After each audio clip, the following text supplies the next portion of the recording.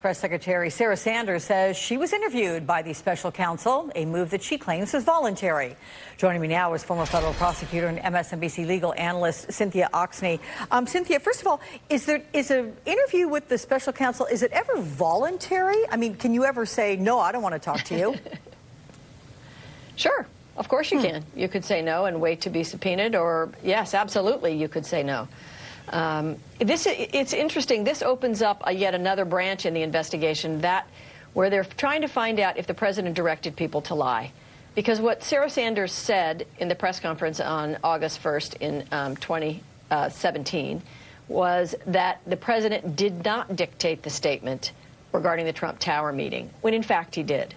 So they want to know, why did she say that? Did someone tell her to say that? Was she part of framing that? And that's interesting.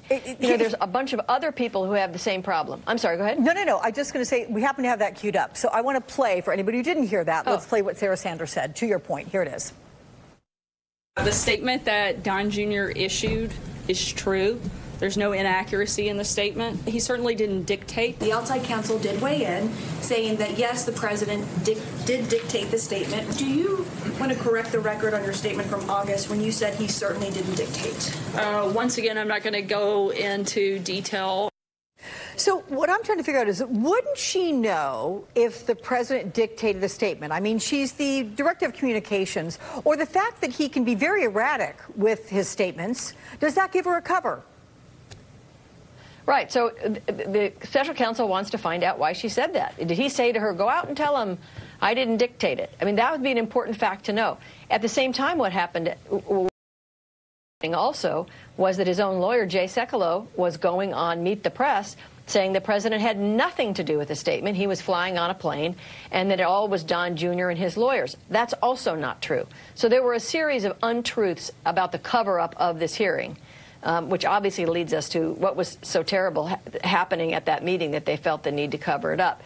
But this isn't the only question that Mueller's looking at about people directing him to lie. For example, Congressman Cummings is now investigating whether or not lawyers were lying about the cover-up regarding the Michael Cohen payments.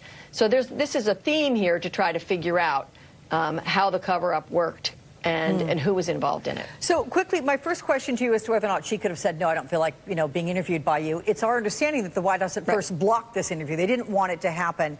But ultimately, does the White House have the power to say, we don't want you to ask these questions, or we will not answer these particular questions? Can that be done?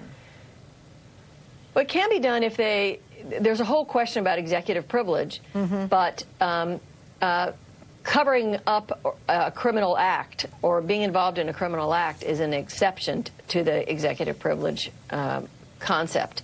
And here, the smart thing to do is just go ahead and answer the question, and which apparently, apparently she has. We'll see what her response was.